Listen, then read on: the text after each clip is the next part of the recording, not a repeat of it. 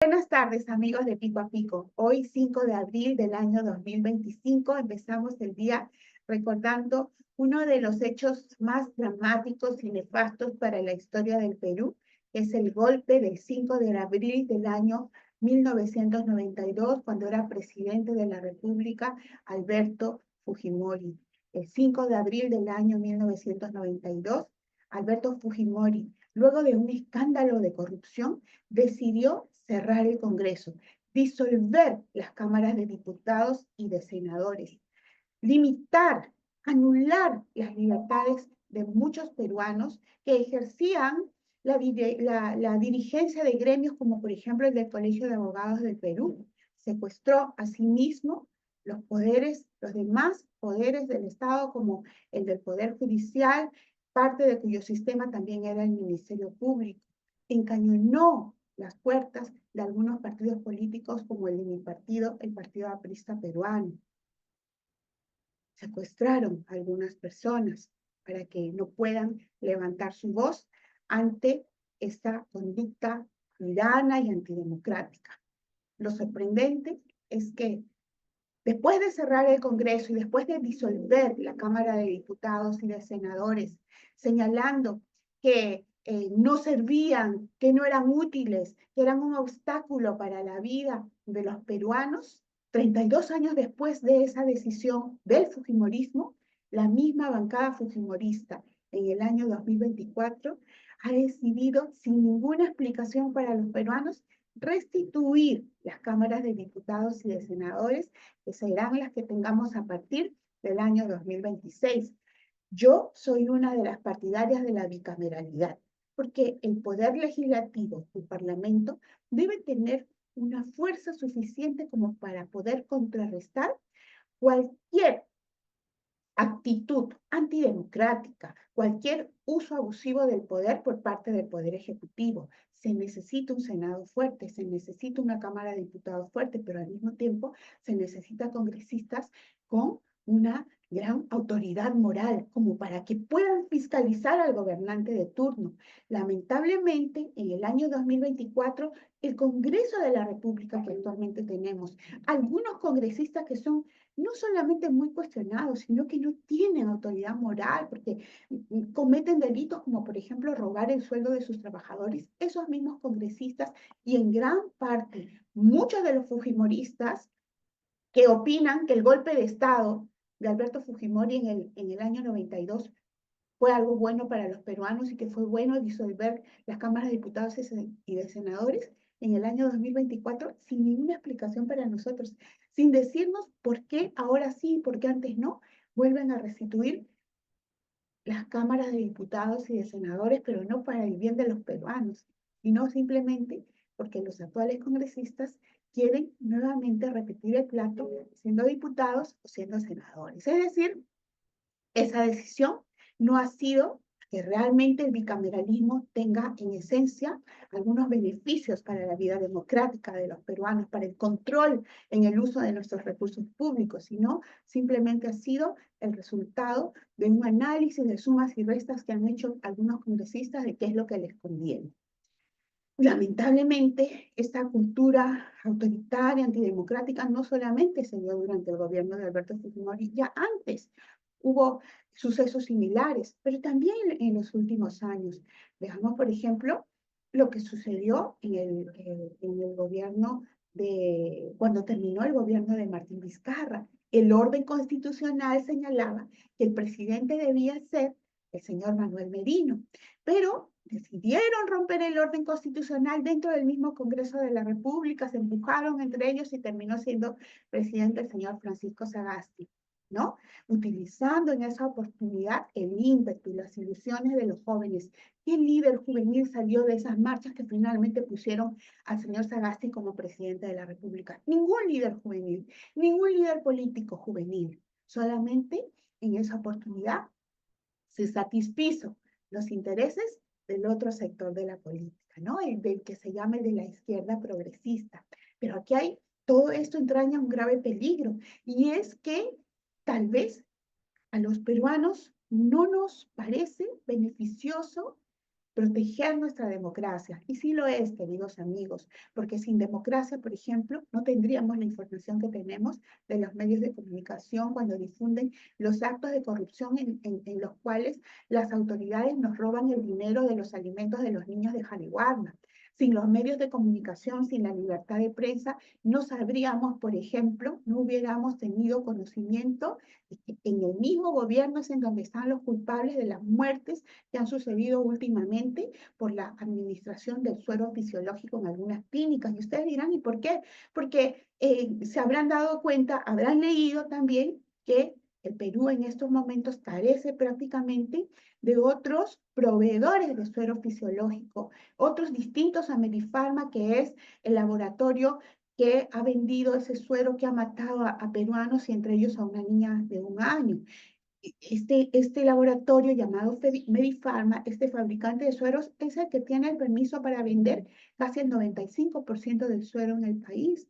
Entonces, si no hubiera libertad de prensa, si no tuviéramos la posibilidad de opinar, eh, si no hubiera democracia en términos generales, pues esa situación nos perjudicaría directamente. Entonces, es importante que cuidemos la democracia, pero esa labor corresponde sobre todo, yo creo que fundamentalmente a los partidos políticos, pero lamentablemente muchos partidos políticos tienen líderes que se han atornillado también en las dirigencias dentro de sus partidos políticos, no dejan que salgan jóvenes líderes para que sean los nuevos rostros de sus partidos, ¿no? Los utilizan para que sean sus portátiles, más bien los agarran de hijos, de chicos, de muchachos, de ahijados, quieren que sean sus ahijados, no quieren dejar esos cargos y por lo tanto no les interesa la democracia ni fuera del partido político ni dentro del partido político. Los partidos políticos son los llamados a dar el ejemplo de democracia. Entonces allí es necesario que los jóvenes políticos, los jóvenes ejerzan el liderazgo, se zafen, se desprendan de esos padrinazgos y hagan valer su voz, porque eso es lo que necesitamos hoy día. Democracia dentro de los partidos políticos y fuera de los partidos políticos, porque necesitamos políticos honestos, necesitamos nuevas generaciones de políticos. Bueno, luego de haber recordado los efectos negativos de los autoritarismos a partir de la fecha que se recuerda hoy, la del 5 de abril del año 1992, es necesario que también rápidamente hablemos de un tema que debería en estos momentos ser la principal preocupación de la señora cirugía, de la señora Dina Boluarte, y es el tema de los aranceles que quiere aplicar, no, mejor dicho, que ya se decidió aplicar en Estados Unidos para los productos que exportamos los peruanos, ¿no? La palta, el mango. Todos los productos que llegan a Estados Unidos de todos los países realmente van a ser, sobre ellos se va a aplicar un impuesto adicional del 10%. Ese impuesto se llama arancel. Eso va a significar que los productos, nuestros productos, van a costar más en el mercado norteamericano. Entonces, como realmente el impuesto se aplica a todos aquellos países que exportan sus productos hacia Estados Unidos, aquí lo que va a primar es la mejor calidad de los productos. ¿Estamos acaso en condiciones de competir con los productos, con las normas de sanidad de otros países como aquí, como nuestros vecinos del sur? No, porque lamentablemente en el Perú no se ha invertido en tecnología para la agricultura. Entonces, mientras todos los demás van a tratar de mejorar la calidad de sus productos, los peruanos no estamos en la delantera. No se ha invertido en maquinaria, en conocimiento, en capacitación para nuestros agricultores y por lo tanto los productos peruanos van a estar quizás en el último lugar de la fila. He escuchado al embajador de Perú en Estados Unidos, que seguramente desde mi punto de vista ha estado ya de vacaciones hasta ahora, porque si no, nos hubiera advertido a tiempo sobre esta decisión que ya tomó Estados Unidos. Para eso existen los agregados comerciales en los países, en Estados Unidos, por ejemplo, ¿no? El señor Alfredo Ferrero es el embajador peruano en Estados Unidos, designado en el año 2024 por la señora Dina Boluarte. El señor Alfredo Ferrero tiene en Estados Unidos una oficina, personal, todo lo que necesita para ejercer su actividad como embajador. Y entre el personal que tiene también a los agregados comerciales. Pero pareciera que la noticia de los aranceles, que va a perjudicar la competencia para los productos peruanos en Estados Unidos, parece que le ha caído de sorpresa, porque el señor recién se entera. El señor Alfredo Ferrero, designado por Dina Boluarte como embajador en Estados Unidos, recién hace 2 días ha enviado una notita al gobierno de Estados Unidos para que amistosamente le diga por qué ha decidido subir los aranceles a los productos que se exportan a Estados Unidos.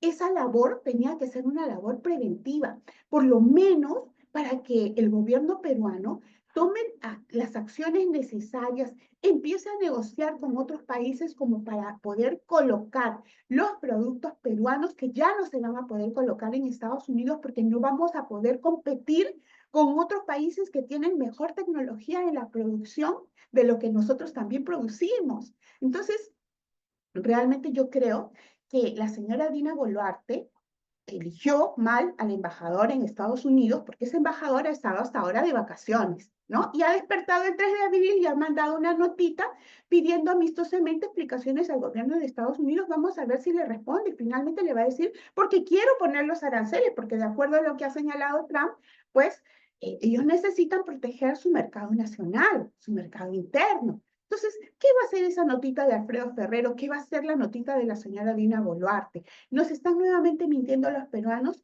haciéndonos creer que están haciendo su trabajo, ¿no? Que esa remuneración importante que ellos reciben realmente tiene una retribución en trabajo y no la tiene, porque si la tuviera el señor Alfredo Ferrero y los agregados comerciales peruanos a los que se les paga para que nos informen, para que se informen, para que nos aconsejen, para que aconsejen a la señora Dina Boluarte, al ministro de Economía y Finanzas sobre las medidas preventivas, ellos hubieran avisado, hubieran advertido con tiempo que esta decisión de Donald Trump iba a perjudicarnos. Pero no, han despertado igual que todos los peruanos el 3 de abril con la sorpresa del 10% de los aranceles y quieren disculparse diciendo, es que esos aranceles se van a aplicar a todos los países que exportan a Estados Unidos. Es cierto, a todos, pero hay algunos que han tomado mejores decisiones económicas de manera preventiva para colocar sus productos ya en otros mercados.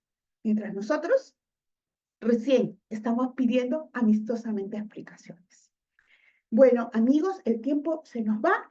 Es necesario, como ya empezamos a hablar, del tema del suero fisiológico que ha matado. Y quién sabe si seguirá matando a muchos peruanos por haberse distribuido en clínicas privadas y también en hospitales nacionales. Hospitales, lógicamente, en los del sector público. Pero aquí es necesario que se profundice sobre una responsabilidad. ¿Por qué solamente Merifarma ha acaparado la venta del suero fisiológico en el Perú en hospitales y en clínicas del sector privado? Porque DIGEMIT, una institución del Estado, solamente da autorización a 1 o a 2 para que vendan determinados productos farmacéuticos, ¿no? Porque en realidad dentro de DIGEMIT funciona una mafia que solamente le entrega la autorización para vender ciertos productos en el Perú a ciertos laboratorios, a ciertos fabricantes. A otros fabricantes no les da ese permiso. Y es por eso que cuando se identificó que los sueros de Merifarma estaban asesinando a peruanos, no hubo otro proveedor con la autorización necesaria para poder vender el suero fisiológico. ¿Cuántas personas se habrán matado con este acto de corrupción? Ojo, en las últimas encuestas se señala que la corrupción, perdón, discúlpenme, la inseguridad ciudadana es ahora la primera preocupación de los peruanos. Pero escúchenme un segundito nada más para que me sigan. En el año 2023, la inseguridad ciudadana era, la segunda preocupación de los peruanos, ¿verdad? Y los peruanos en un 17% señalaban que la inseguridad ciudadana era su principal preocupación. En el 2024, el 25% de los peruanos señalaron que la seguridad ciudadana era su principal preocupación. Hoy, en el 2025, el 50% de los ciudadanos dicen que la seguridad ciudadana es el principal problema del país. En consecuencia, yo creo que el gobierno de la señora Dina Boluarte ha traído toda la inestabilidad posible a nuestro país, ¿no? Y tengamos en cuenta que esa situación de inseguridad ciudadana deriva de un gran problema, que es el de la corrupción. Porque por culpa de la corrupción hay muchos malos policías. Así como hay buenos policías, hay malos policías. Yo he escuchado hace poco una entrevista que hizo un canal de televisión a un comandante en Lima Norte que señaló que había sido expulsado de la Policía Nacional del Perú por revelar que dentro de las brigadas contra la criminalidad de Lima Norte habían infiltrados, policías infiltrados que eran parte de las organizaciones criminales. Entonces, la inseguridad ciudadana realmente es un producto de la corrupción, sino ese comandante que denunció al general, a su superior, que habían infiltrado dentro de la Policía Nacional del Perú, no hubiera sido separado. Y mientras tanto, los policías infiltrados siguen en sus puestos, informando a las organizaciones criminales sobre las actividades de la Policía Nacional del Perú. Todos nuestros problemas, amigos, derivan de la corrupción. Yo quiero despedirme, como siempre, con buenas noticias. Y ustedes saben que siempre trato de buscar para ustedes eventos gratuitos, ¿no? Sobre todo ahora que se vienen tiempos muy difíciles para los peruanos, porque el hecho que Estados Unidos nos suban los impuestos por exportar nuestros productos va a significar muchísimas pérdidas de puestos de empleo en el Perú, amigos. Y eso debería ser en estos momentos la principal preocupación de las señoras cirugías, ¿no? Pero vamos a las noticias bonitas. Por ejemplo, hoy y mañana, hoy 5 de abril y mañana 6 de abril, en el parque, en la cabaña del Parque de la Exposición, hay una obra de teatro a la que se puede asistir de manera gratuita, la obra Boyacocha, de Enrique Solari Swain. También he visto que hay otro evento gratuito en Aurelio de Sousa 225 Barranco. El lugar se llama Cine Caleta y se va a exponer una película llamada El viento se levanta, que es una película, un film biográfico sobre la Segunda Guerra Mundial, ¿no? O sea, alguien que cuenta su experiencia durante la Segunda Guerra Mundial.